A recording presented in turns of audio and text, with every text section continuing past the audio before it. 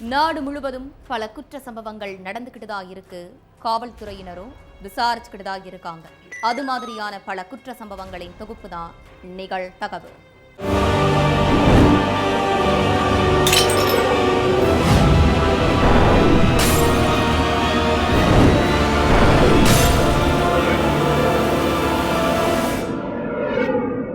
நிகழ்தகவு.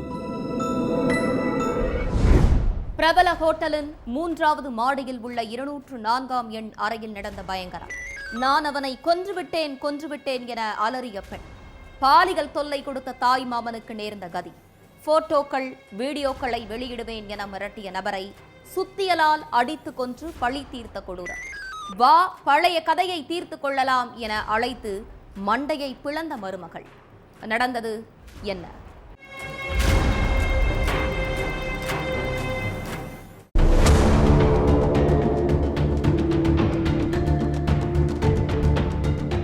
எப்போதும் போல வழக்கமாகியிருந்த ஹோட்டல் தாஜ் பாத்தில் ரூம் நம்பர் 204 கேட்ட அந்த பெண்ணோட அலறல் சத்தத்தால கொஞ்ச நேரத்துல அந்த இடமே பதற்றமாகிடுச்சு.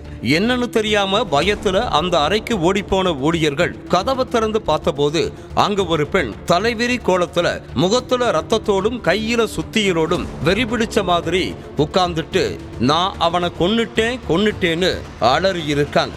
அவங்க பக்கத்துல முகம் சிதஞ்ச நிலையில கொடூரமா கிடந்த ஆணோட சடலத்தை பார்த்து அதிர்ந்து போன ஊழியர்கள் உடனடியா போலீஸுக்கு தகவல் தெரிவிச்சிருக்காங்க. அங்க வந்த போலீஸ்காரங்க நடத்தின விசாரணையில அம்பலமானது அந்த கொடூரனை அவனோட மருமகளை தீர்த்து கட்டின பயங்கரம். உத்தரப்பிரதேச மாநிலம் ஃபதேபூர் சிக்ரியை சேர்ந்தவங்க பிரீத்தி. இவங்களுக்கு திருமணமாகி ஒரு குழந்தை இருக்கிறதா கூறப்படுது. இந்த நிலையில பிரீத்தி தன்னோட திருமணத்திற்கு முன்பாக அவங்களோட தாய்மாமன் உறவு முறை கொண்ட தூரத்து சொந்தக்காரரான கில்லோ என்பவனை காதலிச்சதா கூறப்படுது. காதலிச்ச அந்த நாட்கள்ல 2 பேரும் சேர்ந்து ஊர் சுத்துறதும் நெருக்கமா இருக்கிறதுமா இருந்திருக்காங்க. பல இடங்கள்ல தனிமையில சந்திச்சு பேசின காதலி பிரீத்திய கில்லோ பல கோணங்கள்ல புகைப்படங்களை எடுத்து வச்சிருந்திருக்கா. இந்த நிலையில தான் கில்லோவுக்கு பல பெண்களோட தொடர்பு இருக்கிறதையும் தன்னையும் காதல் என்ற பெயரில் ஏமாத்த பார்க்கறதையும் பிரீத்தி உணர்ந்திருக்காங்க.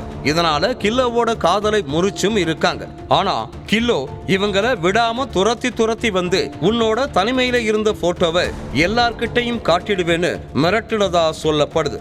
ஆனாலும் எதுக்கும் மசியாத பிரீத்தி அவனை எச்சரிச்சு அனுப்பி வச்சதா கூறப்படுது. இந்த நிலையில தான் பிரீத்திக்கு வேறு ஒரு இடத்துல மாப்பிள்ளை பார்த்து அவங்களுக்கு திருமணம் நடந்திருக்கு. சந்தோஷமா வாழ்க்கையை தொடங்கின நாள் முதல் பிரீத்திக்கு உறவுக்காரர் அப்படிங்கிற முறையில வீட்டுக்கு வந்த கில்லோ நீயும் நானும் சேர்ந்து எடுத்துக்கிட்ட போட்டோக்களை உன் கணவன் கிட்ட காட்டுவேன்னு சொல்லி மிரட்டி பாலியல் தொல்லை கொடுத்து வந்திருக்கான். இந்த சூழ்நிலையில பிரீத்திக்கு ஒரு குழந்தையும் பிறந்திருக்கு. இதுக்கு மேலையும் கில்லோ தனக்கு தொல்லை கொடுக்க மாட்டான்னு பிரீத்தி கொஞ்ச நாள் அமைதியா வாழ்ந்து வந்திருக்காங்க.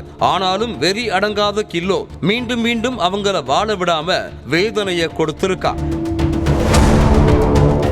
இந்த நிலையில தான் இதுக்கு மேலையும் இவனை சும்மா விடக்கூடாதுன்னு இதனால நம்ம வாழ்க்கையே போனாலும் சரின்னு காலியாக மாறிய பிரீத்தி கில்லோவை மொத்தமா அடியோடு வேற இருக்க திட்டம் போட்டு இருக்காங்க. ஒரு நாள் கில்லோ பழையபடி பிரீத்தியை மிரட்டின நிலையில இந்த சந்தர்ப்பத்தை எதிர்பார்த்து காத்துட்டு இருந்த பிரீத்தி கில்லோவை ஹோட்டலுக்கு வாங்க தனிமையில இருக்கலாம்னு அவன் கதையை முடிக்க மகிழ்ச்சியா கூப்பிட்டு இருக்காங்க.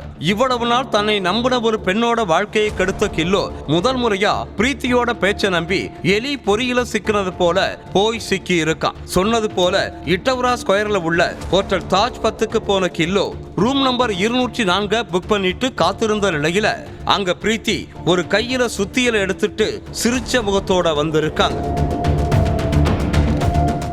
அவங்கள பார்த்ததும் உற்சாகத்துல துள்ளி குதித்த கில்லோவுக்கு காத்திருந்தது அதிர்ச்சி.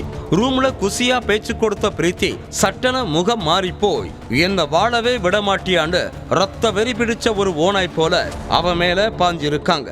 அவன் சுதாரிச்சு எழுந்திருப்பதுக்குள்ள தான் வச்சிருந்த அந்த சுத்தியிலால கண்மூடித்தனமா முகம் தலையின்னு பார்க்காம சர்ரமாரியா கொடூரமா அடிச்சிருக்காங்க.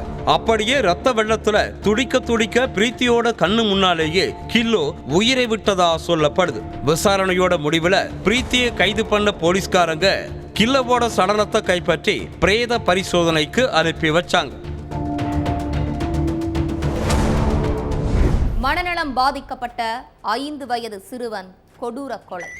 கள்ளக்காதலுக்கு தடையாக இருந்ததாக ஆத்திரம். குழந்தையின் கண்களில் மிளகாய் தூளை பூசிய கொடூரம். துடிக்க துடிக்க தடியால் அடித்து கொன்ற பயங்கரம். தாய் என்ற போர்வையில் இருந்த இரக்கமற்ற ராட்சசி. சிக்கியது எப்படி? நடந்தது என்ன?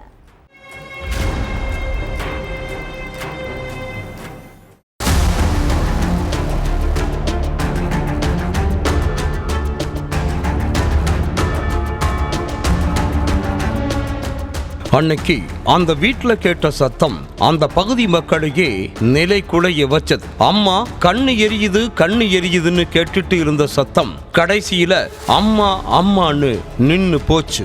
என்ன ஆச்சுன்னு அக்கம் பக்கத்துல இருக்கிறவங்க ஓடி போய் பார்த்ததுல அந்த மனநலம் பாதிக்கப்பட்ட சிறுவன் தலையில இருந்து ரத்தம் வெளியேறிய நிலையில சடலமா கிடந்தான். இத பார்த்த மக்கள் பாவிங்களா, இப்படி கொன்னுட்டீங்களான்னு கதறியபடியே போலீஸுக்கு தகவல் கொடுத்திருக்காங்க. உடனடியா அங்க வந்த போலீஸ் சிறுவனோட சடலத்தை கைப்பற்றி பிரேத பரிசோதனைக்கு அனுப்பி வச்சு உயிரிழந்த சிறுவனோட தாய்கிட்ட விசாரணை செஞ்சதுல வெளியானது அந்த பகீர் சம்பவம். மண்டலத்தைச் சேர்ந்த கணவரை பிரிந்து வாழ்ந்து வந்த ஒரு பெண்ணோட கடந்த 6 மாதங்களா திருமணம் செய்யாமல் சேர்ந்து வாழ்ந்து வந்ததா கூறப்படுது. அந்த பெண்ணுக்கு 8 வயசுல ஒரு மகளும் 5 வயதில் மனநலம் குன்றிய சவன் என்ற மகனும் இருந்து வந்ததா சொல்லப்படுது. இந்த நிலையில நரசிம்மலு அந்த பெண்ணை பார்க்க எப்போது வீட்டுக்கு போனாலும் அந்த பெண் மகனோடவே அதிக நேரம் செலவிட்டதா கூறப்படுது. இதனால தன்னை சரிவர கவனிக்கவே மாட்டேங்கிறான்னு சொல்லி நரசிம்மலு சண்டை போட்டு இருக்கார். இப்படியே நாட்கள் போக போக ஒரு நாள் அந்த பெண்ணும் நரசிம்மலவும் மனநலம் குன்றிய மகனை பத்தி பேசிட்டு இருந்திருக்காங்க. அப்போ இந்த பையன் வளர்ந்தா பராமரிக்கிறது ரொம்ப கஷ்டமாகிடும்னும் இதுக்கு வேற ஏதாவது வழி பண்ணணும்னு நரசிம்மலு சொல்லி இருக்கான். அதுக்கு அந்த பெண்ணும் ஆமா ரொம்ப கஷ்டம்னு சொல்லி இருக்காங்க. அது மட்டும் இல்லாம இப்பதான் நம்ம வாழ்க்கையை தொடங்கி இருக்கோம், அதுக்குள்ள என்னோட மகனால பிரச்சனை ஆகி நாம பிரிஞ்சிடக்கூடாதுன்னு சொல்லி இருக்காங்க அந்த பெண். அதை கேட்ட நரசிம்மலு நீ சொல்றது சரிதானும், இந்த வயசுலேயே அவன் செத்துட்டானா நம்ம வாழ்க்கை மகிழ்ச்சியா இருக்கும்னு சொல்லி இருக்கான். அதுக்கு அந்த சிறுவனோட அம்மா அது எப்படி அவன் சாவான்னு கேட்ட நிலையில நாம சேர்ந்து கொன்னுடுவோம்னு சொல்லி இருக்கான். முதல்ல பயந்து போன அந்த பெண் இது எப்படி நடக்கும்னு விவரமா கேட்டு இருக்காங்க. அதுக்கு அவன் சின்ன பையனோட தலையில தடியால பலமா அடிச்சு சாகடிச்சிடலாம்னு யாராவது கேட்டா அவனே தன்னைத்தானே அடிச்சுக்கிட்டான்னு நாடகமாடி தப்பிச்சிடலாம்னு சிறுவனை சாகடிக்கிற திட்டத்தை சொல்லி இருக்கான். அதை கேட்ட அந்த பெண்ணும் இதுதான் சரின்னு சொல்லி மகனை சாகடிக்க ஒத்துக்கிட்டதா சொல்லப்படுது. இத மனசுல வச்சுக்கிட்ட நரசிம்மலு அன்னைக்கு நைட்டு ஃபுல்லா மது குடிச்சிட்டு வீட்டுக்கு வந்த நிலையில திட்டம் போட்டபடி மனநலம் பாதிக்கப்பட்ட சிறுவனை பிடிச்சு அவனோட கண்ணுல மிளகாய் பொடிய போட்டு இருக்கான். கண்ணு எரியுதுன்னு குழந்தை கத்த கத்த அங்க கிடந்த கட்டையை எடுத்து தாயும் கள்ளக்காதலனும் சேர்ந்து அடிச்சே கொன்னு இருக்காங்க. ஆனா அவங்க திட்டம் போட்டபடி இந்த கொலையில இருந்து தப்பிக்க நாடகமாடும் நிலையில அக்கம் பக்கத்துல இருக்கிறவங்க இவங்க 2 பேரும் செஞ்ச கொடுமைகளை காட்டி கொடுத்திருக்காங்க. தொடர்ந்து சிறுவனோட சடலத்தை கைப்பற்றி பிரேத பரிசோதனைக்கு அனுப்பி வச்ச போலீஸ்காரங்க தாயோட சேர்த்து கள்ளக்காதலனையும் கைது பண்ணி சிறையில அடைச்சிட்டாங்க. இரட்டை பெண் குழந்தைகளை கழுத்தை அறுத்து கொன்ற தந்தை. ஒரே அறைக்குள் எதற்காக 5 சிசிடிவி கேமராக்கள்? அறைக்குள் நுழைய தாயுக்கும் கூட அனுமதி இல்லையா?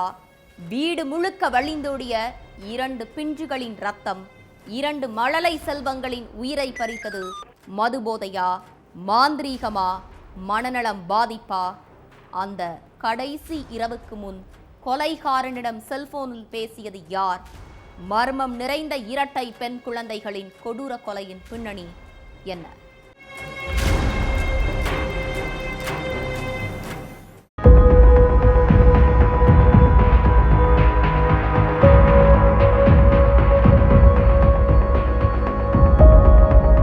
ஞாயிற்றுக்கிழமை அதிகாலை சுமார் 4:30 மணிக்கு போலீஸுக்கு போன் பண்ண சசி ரஞ்சன் மிஸ்ரா என்னோட குழந்தைகளை நானே கழுத்தை அறுத்து கொன்னுட்டே சாருன்னு சொல்லி இருக்கார். இதை கேட்டு அதிர்ந்து போன போலீஸ்காரங்க உடனடியா சம்பவ இடத்துக்கு போயிருக்காங்க. அங்க போய் பார்த்ததுல அந்த நபர் சொன்னதை போல கழுத்துல இருந்து ரத்தம் வழிஞ்சபடியே அந்த ரூமுக்குள்ள 2 சிறுமிகள் சடலங்களா கிடந்திருக்காங்க. சடலங்களை கைப்பற்றிய நிலையில அந்த ரூம்ல இருந்த ஒரு விதமான அசாதாரண சூழலை கண்காணிச்ச போலீஸ்காரங்களுக்கு வீடு முழுக்க சிசிடிவி பொருத்தப்பட்டும் ஒரே ஒரு அறைக்குள்ள மட்டும் 5 சிசிடிவி கேமராக்கள் பொருத்தப்பட்டிருந்ததுதான் ஒரு திகில கிளப்பி இருக்கு. உத்தரப்பிரதேச மாநிலம் கான்பூர் நவ்பஸ்ஸா காவல் நிலைய பகுதிக்கு உட்பட்ட கிட்வாய் நகரில் உள்ள திரிமூர்த்தி அபார்ட்மெண்ட்ல வசிச்சுட்டு வந்தவர் பீகாரை சேர்ந்த சசி ரஞ்சன் மிஸ்ரா. மெடிக்கல் ரெப்பா வேலை பார்த்துட்டு வந்த இவருக்கு ரேஷ்மா சேத்ரிங்கிற மனைவியும் 6 வயதுல கண்ணுங்கிற மகனும் 11 வயசுல ரித்தி மற்றும் சித்திங்கிற இரட்டை பெண் குழந்தைகளும் இருந்தாங்க. வங்கத்துல உள்ள சிலிகுரியை சேர்ந்த ரேஷ்மா கான்பூரில் ஒரு ஆண்களுக்கான அடகு நிலையத்தில் வேலை பார்த்துட்டு வந்திருக்காங்க. அந்த நேரத்துல சசி ரஞ்சன் மிஸ்ராவை சந்திச்ச பிறகு 2 பேரும் காதலிச்சு 2014 திருமணம் செஞ்சுக்கிட்டாங்க. கொஞ்ச மாசம் வாழ்க்கை நல்லா போயிட்டு இருந்த நிலையில அதுக்கு பிறகு ரஞ்சன் மிஸ்ரா மது போதைக்கு அடிமையானதா சொல்லப்படுது. இதனால நாள்தோறும் வேலை முடிஞ்சு மது குடிச்சிட்டு வீட்டுக்கு வருவதையே வாடிக்கையா வச்சிருந்ததும் இல்லாம ரேஷ்மா கிட்ட சண்டை போட்டு அடிக்கிறதையே வழக்கமா வச்சிருந்தார்னு சொல்லப்படுது. இப்படி சண்டை போடுற ஒவ்வொரு நாளும் மது போதைக்கு அடிமையான ரஞ்சன் மிஸ்ரா 2 மகள்களை மட்டும் தன்னோட வச்சுக்கிட்டு மனைவியையும் மகனையும் மட்டும் வீட்டை விட்டு வெளியே துரத்திடுவார்னு சொல்லப்படுது. ஒரு நாள் 2 பேருக்கும் இடையில தகராறு முத்துற நிலையில சுமார் 9 மாதங்களா ரேஷ்மா ரஞ்சனை பிரிஞ்சு இருந்ததாகவும் அப்போது கூட 2 மகள்களையும் ரேஷ்மா கூட அனுப்பாம ரஞ்சன் தன் கூடவே வச்சிருந்ததாகவும் கூறப்படுது. ஒரு கட்டத்துல இரட்டை பெண் குழந்தைகளோட பிரிவை தாங்கிக்க முடியாத ரேஷ்மா ரஞ்சன் எவ்வளவு அடிச்சாலும் உதைச்சாலும் பரவாயில்லைன்னு கணவன் வீட்டுக்கு திரும்பி வந்ததா கூறப்படுது. இப்படியே நாட்கள் செல்ல செல்ல ரஞ்சன் மதுவோட தூக்க மாத்திரைகளையும் கலந்து சாப்பிடுவாருன்னும் எல்லாத்துக்கும் மேல உச்சகட்டமா வீட்டுல சமையல் அறையில இருந்து அவரோட ரூம் வரைக்கும் சிசிடிவி கேமராக்களை பொருத்தி வச்சிருந்தாருன்னும் அதுலயும் அவரோட ரூம்ல மட்டும் 5 கேமராக்களை பொருத்தி இருந்தாருன்னும் சொல்லப்படுது. அவரோட ரூம்ல நடக்கிற அனைத்தையும் ரேஷ்மா தன்னோட ரூம்ல இருக்கிற டிவி மூலமா பாக்குற மாதிரி செட் பண்ணி வச்ச ரஞ்சன் ரேஷ்மா நேரடியா தன்னோட பெண் குழந்தைகளை பார்க்க விடாம ரூமுக்குள்ளேயே அடைச்சு வச்சதா சொல்லப்படுது. அது மட்டும் இல்லாம சண்டை போடும் போதெல்லாம் எங்க அம்மா இறந்துட்டாங்க, நானும் சாக விரும்புறேன், என்னோடவே என் பெண் குழந்தைகளையும் கூட்டிட்டு போக விரும்புறேன்னு சொல்வாருன்னு சொல்லப்படுது. இந்த நிலையில தான் சனிக்கிழமை நைட்டு சாப்பிட்டுட்டு பெண் குழந்தைகளோட தன்னோட அறைக்கு ரஞ்சன் தூங்க போயிட்டாருன்னும் அதுக்கப்புறம் அவர் யார்கிட்டயோ ரொம்ப நேரம் போன்ல பேசிட்டு இருந்ததாகவும் ரேஷ்மா சொல்லி இருக்காங்க. இதை நான் வெளியே இருந்த கேமரா திரையில அவரது அறையில நடக்கும் அனைத்தையும் பார்த்துட்டு இருந்தேன்னும் இரவு சுமார் 2:30 மணி அளவுல மகளை பாத்ரூமுக்கு அழைச்சிட்டு போன ரஞ்சன் மீண்டும் தன்னோட அறைக்கே கூட்டிட்டு வந்து லைட்டை அணைச்சதாகவும் சொல்லியிருக்காங்க ரேஷ்மா.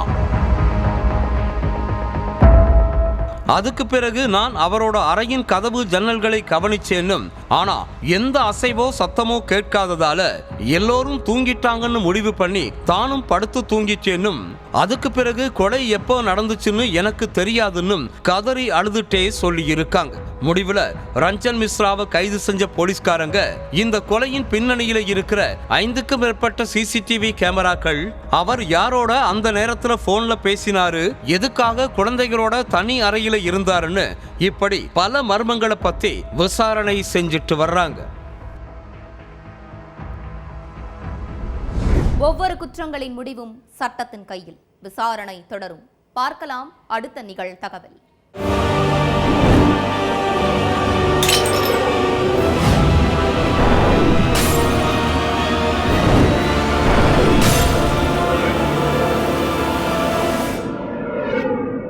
நிகழ்தகவு.